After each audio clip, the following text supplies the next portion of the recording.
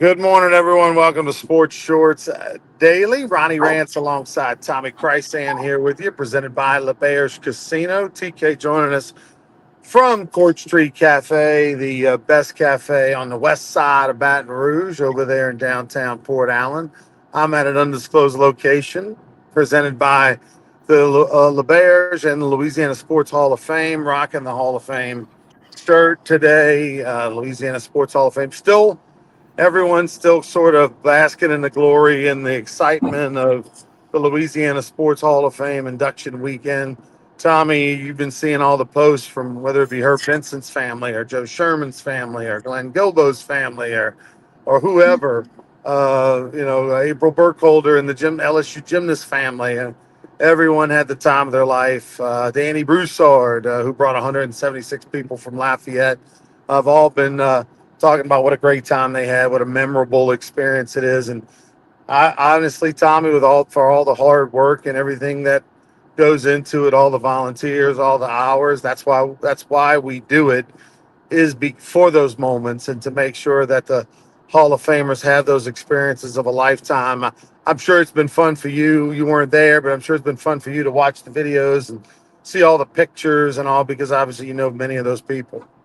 Yeah, I know a whole lot of from Joe Sherman, and of course knew Ed Daniels like everybody did, and Glenn Gilbo, and it's really cool to see all of that. Herb Vincent, who I've known for 30 years now, so yeah, I enjoyed all that watching. I've seen some of the speeches, pieces of some of them, and of course the pictures all over social media. I've really enjoyed that, especially because I have friendships with several of the people that were directly involved, not to mention you and your people and Jackson and Kim, all the people that did so much hard work. I understand how much hard work's going on, and great to see, Kent Lowe and Doug Ireland and all the guys I've known forever being such a key part of that. Tommy, the talk about Ed Daniels down in New Orleans. His wife Robin Daniels represented him because obviously he went into the Hall of Fame receiving the Distinguished Service Award posthumously. It's coming up on a year since he passed away. It was at the end of July when he was out in California getting ready for Saints camp. Had just completed a vacation with his wife and was literally about to start the next day or two covering the Saints when he had a stroke and never recovered. And that's pretty fresh. That's a fresh wound. Anytime someone passes away suddenly, unexpectedly, and it's within a year, it's going to be difficult. And it was for his family. I mean, as much as they enjoyed it, the emotions that they went through, the roller coaster of emotions it was hard to watch even for us as for Hall of Fame staff, and to see for 3 days all these wonderful memories, but at the same time he's not there, and he did, of course. Ed was one of my favorite people in media, because Tommy, it was obvious how passionate he was. Ed reminds me a lot of Jacques Doucet. They are fans first and journalists second, both outstanding at what they do, but it's obvious how much they really enjoy it. And for Ed, he's a true LSU fan. He's a true Saints fan. He's not just trying to get a sound bite. Like he cares like the fans do, but yet has the professionalism to do a great job. And to me, that's how Jacques Doucet is at WAFB. Yeah, like I said, the first year Ed started Friday Night Football in the 80s in New Orleans. I was part of the first year crew. I was the North Shore reporter, covered in St. Paul, Slidell, all that area, to file the video reports. I go to one stadium in the first half, another stadium in the second half, then haul butt over to New Orleans to the studios, which were in the International Trademark Building right on the river, 26th floor, Channel 26 at the time. And then, obviously the friendship with Ed. And you know how Ed had a nickname for everybody? He called me Tom, Tom. I don't think I've been called that. Other than Ed, I don't think I've ever been called Tom. But Ed did that, and I had all respect in the world for him, and involved with so many projects. and whatnot. So I'm sure it was a huge range of emotions, and for his best friend on earth, Ken Trahan, who I know was in Natchitoches. So and Ken's sent a deal. Ken announced UNO baseball when I was pitching, called the game back in the early '80s. That's how far back Ken and I go back in the day. But no, it was a wonderful weekend in Natchitoches, and people need to put it on their calendar for next year right now, and because it'll be another major big time event. By the way, Glenn Gilbo won the bet. There were a couple of old timer LSWA, Louisiana sports writers, that had a bet, just a friendly $10 wager, that Glenn Gilbo would be the first Hall of Famer that when they introduced him in the Walk of Legends would get some booze. And he did not. I'm happy to report he did not. Glenn, a lightning rod for LSU fans around the state of Louisiana over the years who don't like his articles sometimes, and they deem some of the things he writes critical. We know it's well documented. Kim Mulkey's not sending Glenn Gilbo an invite to any party soon, but I'm happy to report he did not get any booze. He might not have got the largest cheer. That was definitely Danny Broussard, but he didn't get any booze, Tommy. Okay, well, I'm glad to hear that. Of course, his article saying Jay Johnson was a terrible hire has resurfaced and all that. But hey, Glenn's a true journalist. He's going to say what he thinks. He provokes thought, and he loves sports. He's got a passion like we all do. Many of us do, and so no, I'm glad that he won that bet. All right, Ronnie has jumped away. Court Street Cafe. Let me tell you, they're going to be closed this Friday, Saturday, Sunday, 4th of July weekend. Going to be closed. Court Street Cafe. Closed Friday, Saturday, Sunday this week. We'll be back open next Monday, so keep them in mind over here at Port Allen. Closed Friday, Saturday, Sunday for the 4th of July weekend. All right. By the way, a couple things to get to. Baton Rouge Rougarou on fire, 20-3 in the Texas Collegiate League. That's the greatest start in franchise history. Only had one rain out through the first 24 games. So 20-3 with one rain out. And here's the impressive thing about that start to the season, which the second half of the season starts today. The Rougarou on the road for a 2-game series over in College Station, Texas, and Bryant, Texas, take on the Brazos Valley Bombers. The impressive thing about that 20-3 start, Tommy, is that 8 of those 23 games were at home. The other 15 were on the road, and yet still won 20 games. So July should be another banner month, I would think, for the Rougarou. 15 of the 24 games are at home at the Gold Mine at the Pete Goldsby Field, including this Thursday through Sunday. And of course, we got 6 new players, as you always do at the All-Star break. There's some, which there's no All-Star break this year, but we call it that. It traditionally had been an All-Star game, but they decided to shorten the season and not put in a week off there. And we'll have 6 new players on the roster, and we'll activate, deactivate over the next month of the season. So we'll tell you more about them as the week goes on. But at the same time, the pitching has been the reason that the Rougarou have been so good. The Rougarou have pitched the most innings in the league, but yet have the least amount of walks, and that tells a story. Over 2-to-1 strikeout to walk ratio as a staff, and nobody else in the league can come close to that. And also, the Rougarou are leading the league in hitting 270 as a team.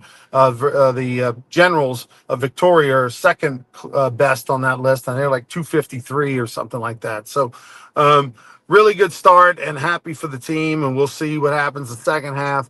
And obviously, it's all about marching towards August 2nd, which is the one-game winner-take-all championship game, which hopefully will be hosted in Baton Rouge. Long way to go, but that would be something if we can make that happen, and we hope you come out this Thursday, Friday, Saturday, Sunday to the Gold Mine, Pete Goldsby Field, to check out the Rougarou, who will be in action. Friday is going to be fun because it'll be fireworks on Friday, a big fireworks show for 4th of July, and we've got some exciting new Rougarou uniforms will be busted out on Friday, and we'll be auctioning those uniforms off for charity on Friday as well. So we'll tell you more about that. Follow us on social media. You'll learn more about that this coming weekend. What else we got, TK? Well, I have the banner up about champs in the Louisiana Division first half champions, which locks down a playoff spot and everything else that you mentioned. Also, the Rougarou. Ronnie, you bought the Rougarou 4 years ago. You called me later that day, told me what you did, said, hey, you're going to be involved. Don't know exactly how yet, but you will be. And been with you since day one. And in the 4 seasons, this is the best team, top to bottom, that have been out there. Been a lot of good players, but to have so many players now, and the pitching has been the key. So 15 home games in July. We want people to get out there. Go to brrougarou.com, and you'll be able to make sure you get involved with all of that. One thing real quick. Major League Baseball All-Star game coming up in Atlanta in a couple of weeks. 2 former Tigers named to the Futures game. Tommy White, Gage Jump. Both part of the A's organization will play in the Futures game, which is part of that All-Star weekend. Again, it's over in Atlanta. And right now, Major League Baseball is just everybody's buying and selling. Who's gonna buy and sell with the trade deadline coming up? Other than that, Ronnie, you got the Saints in a couple of weeks, SEC Media Days in a couple of weeks, and Bobby Bonilla with $1.19 million today, part of his deal. This is the 15th year he's got. He's got 10 more to go. Getting $1.19 million from the New York Mets every year on July 1, part of a deferred contract. Yeah, explain the deferred payment story of what happened. They owed him about $5 million or something, and the owner at the time, Fred Wilpon, was about to be busted in a Ponzi scheme. And his cash flow was probably not what he wanted to be, so they deferred his contract from 2011 to 2035 with $1.19 billion. He's going to end up getting well over $30 million for what it would have been $5 million. So the Mets owner was backed in the corner financially, agreed to this deferred contract. There are other deferred contracts out there. I think Ken Griffey Jr. just got his last check, a big check in Major League Baseball. It's not the only one, but it's the one that gets a lot of attention. July 1. He said, Bobby Bonilla was quoted yesterday, said it's a bigger day than his birthday because he gets more texts, he gets more social media stuff about this check he gets from the Mets, even more so than his birthday. Quite a ball player in the day, and he looks forward to July 1st every year. Will until 2035. 2036, I don't know what he's going to do. And that day, he might not be able to buy lunch. I don't know. Yeah, that was a situation where the owner decided to kick the can down the road for financial reasons, probably thinking it'll be someone else's problem. That sounds like our government, a little bit. Yeah. Social Security, anyway. And unfortunately, for him, and what was funny is he ended up having to deal with it years later because he didn't sell the team to many, many years later. So bad deal. Good for Bobby Bonilla. And always fun when we talk about Bobby Bonilla Day each and every year. Speaking especially of, when we're doing a show on that day, it's not like it was yesterday. you mentioned the LSU football. Garrett Nussmeier in the news because he's down. He was at the Manning Passing Academy for a few days down at Nichols last weekend, and he roomed with Arch Manning. He's been in a Raising Cane's commercial with the Mannings this week that came out. Funny commercial. If you haven't seen it, Google it. Look, everybody looks good when you don't have on, shoulder pads and nobody's, blitzing you and all that kind of stuff. But Garrett Nussmeier, from all indications, was one of the best quarterbacks out there. And we're talking about pros, college players. The Heisman Trophy odds prove that. What is he right now? 8-1, Tommy? He's got the second best odds behind Arch Manning, his new buddy. He's getting a lot of ink nationally, locally. There's an article in The Advocate, a lot of national, a lot of regional. He's going to be on the cover of the EA game thing. They shot that out at the Rose Bowl.